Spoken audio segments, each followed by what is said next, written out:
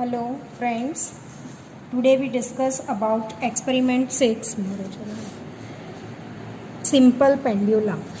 See, the aim of this experiment, using simple pendulum, plot L versus T and L versus T square graphs, hence find the effective length of the second pendulum using appropriate graph.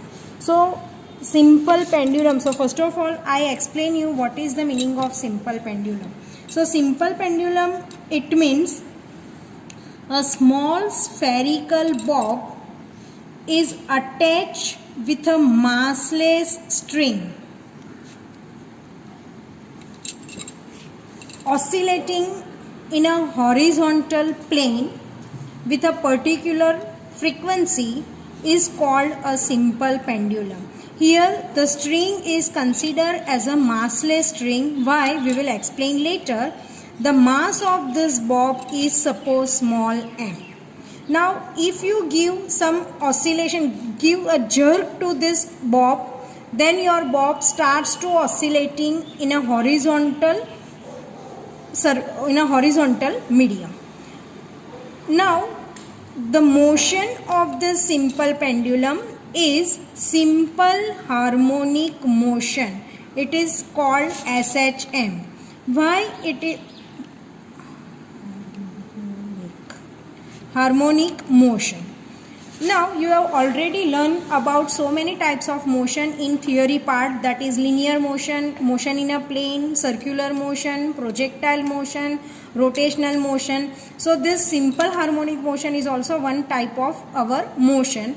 So what is simple harmonic motion we will discuss in 14th chapter, but just I will give you idea about this. So if you give some jerk or a force, external force to any object, and your body starts to oscillating either in horizontal plane or in vertical plane with some fixed point, about its fixed point, then this type of motion is known as simple harmonic motion. So simple pendulum works on simple harmonic motion. Now what you have to do in this experiment? So first of all, you have to adjust the length of this pendulum. So length of this pendulum is from the support to the midpoint of this bob is called the length of the pendulum, and it is noted by small l. It is noted by small l. Why we consider the length till the center? Because here we consider that our system is made up of string and bob. And you have already learned in 7th chapter about center of mass. So the formula for center of mass is RCM is equal to M1 R1 plus M2 R2 upon M1 plus M2. So see, R1, if I suppose that M1 is the mass of the string, M2 is the mass of the bob, then R1 is the center of mass of the string with respect to rigid support. So if I take here massless string, then I can say that mass of string equal to 0. So no need to find center of mass of the string. So here only we have to find the center of mass of the bob with respect to rigid support. And in case of sphere, in 7th chapter you have already discussed this thing. The center of mass of the sphere is located at its center, and that's why we have to find the distance of this system till the center of the bob, not till the end of the bob or not till the starting of the bob. Okay, so now in this experiment it is given to you L versus T and L versus T square graph. It means you have to adjust your length of the pendulum, and related with this length just find out periodic time. Now what is T? So T is nothing but the periodic time, and you know that periodic time, that is time for one oscillation, right? Time for one oscillation. So it is not possible to find the time for one oscillation. So for this what we have to do?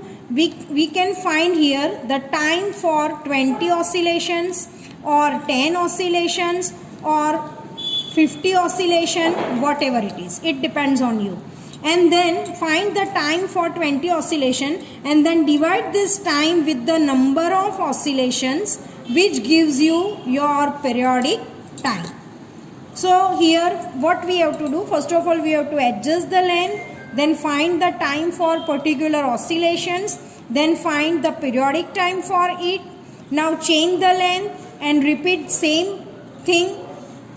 So and take 4 to 5 readings, and after this draw a graph of L versus T as well as L versus T square and find your answer.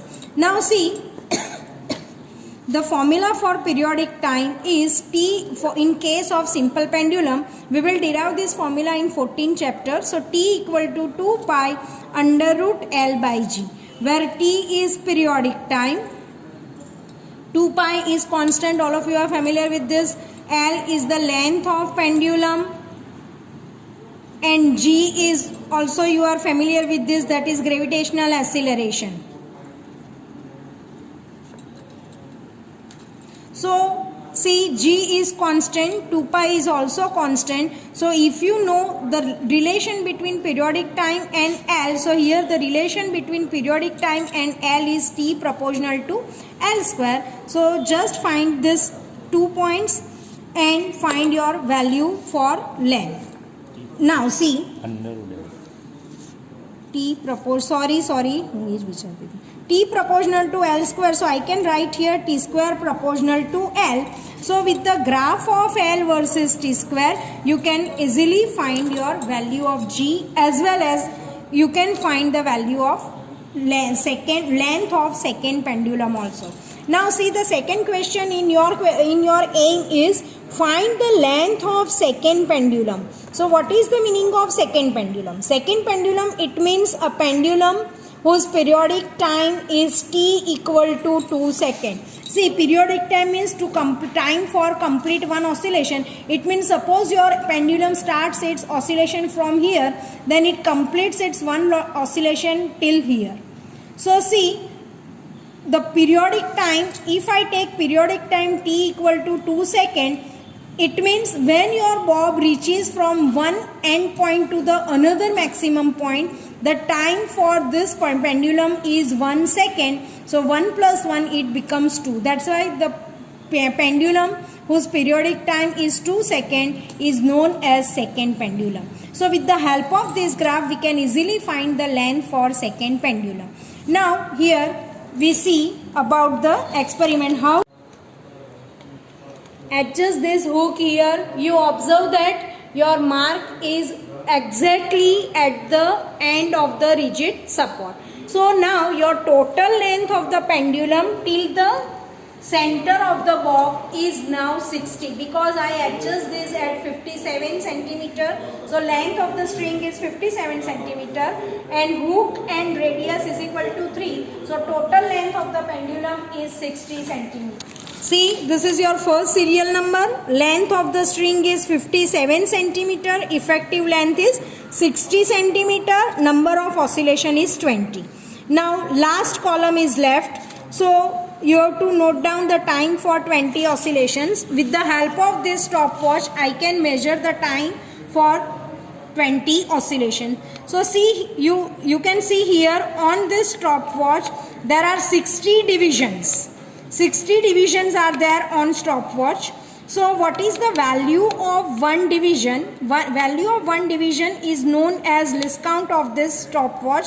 So the value of one division is equal to 1 second. So definitely less than 1 second is not possible for you.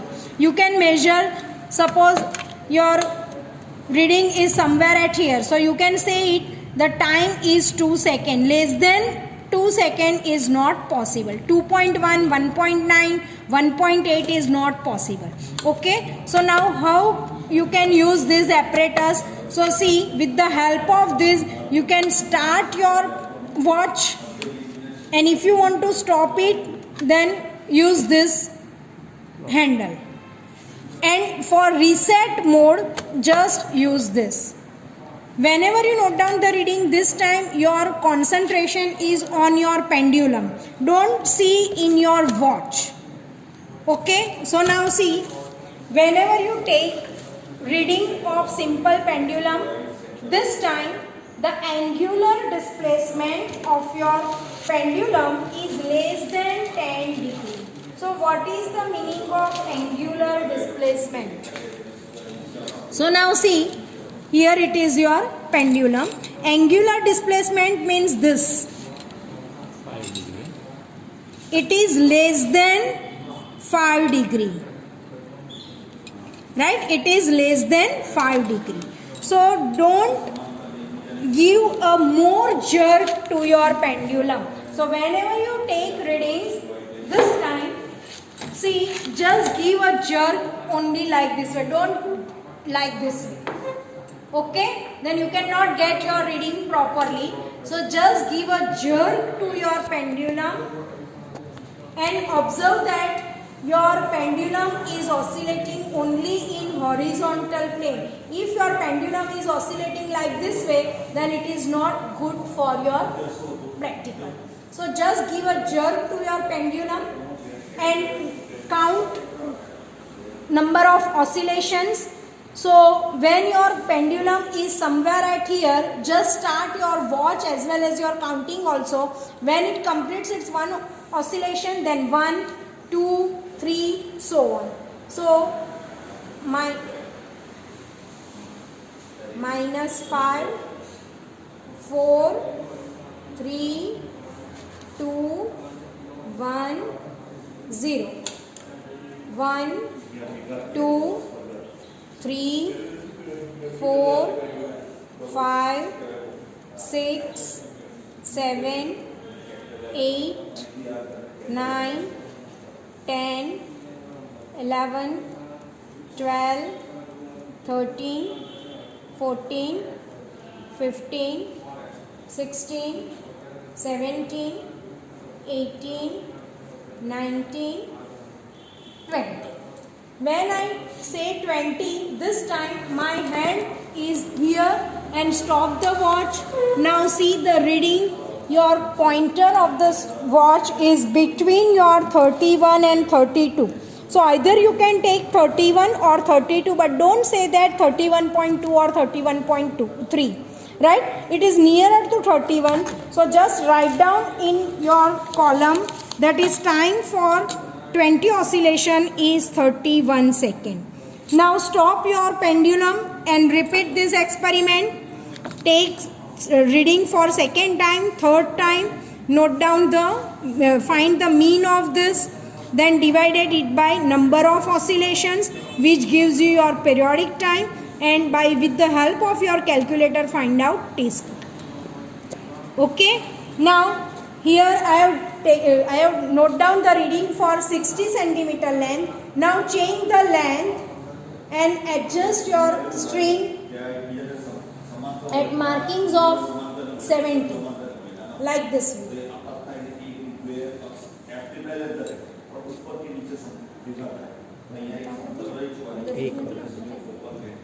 Okay, so see here your marking is somewhere at here. It means the length of your pendulum is now 70 centimeter. See, to take another reading, reset your clock. And now in this part, just you observe that my concentration is only on the bob. Right? When I take readings, this time my concentration is only on bob. So now I start to take readings. So just give a jerk. 5, 4, 3, 2, 1, 0. 1, 2, 3, 4, 5, 6, 7, 8, 9, 10, 11, 12, 13, 14, 15, 16, 17, 18, 19 and 20. See, it is 34 seconds. So note down here the length of the string is now it is 67. Length is 67. Effective length is 70 centimeter. Number of oscillation is 20. Time for it is, according to our clock, it is 34 seconds. This is for T1. Repeat this experiment, note down time for T2, T3 and then find mean time. You know that how to find mean time? For mean time, T equal to average of this, that is T equal to T1 plus T2 plus T3 divide by 3, which gives you your mean time, and then divide this time with the number of oscillations. Same way you can adjust the length of your string is 77, so effective length is 80, number of oscillation is 20, and note down the time for that. So this way you can take the readings, and to remember this observation table is also very easy, right? So I think it is clear in your mind how to take the readings. Now see, according to your book A, you have to draw a graph of L versus T. So L versus T means total length of the graph. So L versus T means your L is on horizontal axis, means on x axis, and T is on y axis. So if you draw the graph like this way, then your shape of the graph is like this way. And you have to draw the graph of L versus T square, and with the help of this graph you have to find your length for second pendulum. So draw the graph of L versus T square. So your L is in your x axis and T square is on your y axis. So see, we have started the reading till from 60 centimeter. So adjust your scale. So 1 centimeter you can take 10. So just first of all write down the scale for graph. So on x axis we have selected here 1 centimeter equal to 10 centimeter. So for 1 centimeter, 10, 20, 30, 40, 50, 60, we have to reach till 110. So adjust your scale according to your requirement. And on y axis, just adjust your scale according to your requirement, but start from 0, 0 here. Note down the reading for 50 centimeter. What is your periodic time? For 60 centimeters, your periodic time. For 70 centimeter, whatever it is, draw a point. We are not a scientist, so definitely all the lines, it is not compulsory that all the lines are in a, all the points are in a line. It may be just either and there. So don't worry. Just point up, just make a point on your graph paper. Adjust your scale such a way, see, adjust your scale such a way that maximum points are lying on your line. Remember my statement. Adjust your scale such a way that maximum points are lying on your line, and draw the line like this way. See here, your points are nearer to your line. Now for second pendulum, I have already told you that your T equal to 2 seconds. Here my graph is for T square. So definitely T square is equal to 4 seconds square. So suppose your 4 is somewhere at here. So draw perpendicular on your graph from the 4 seconds square, and draw perpendicular from your line to your x-axis. Right? So the value of x-axis gives you the length of second pendulum, and the real value is nearer to 100 centimeter. Right? Length for second pendulum is near about 100 centimeter. So this way you can find the length of your second pendulum also.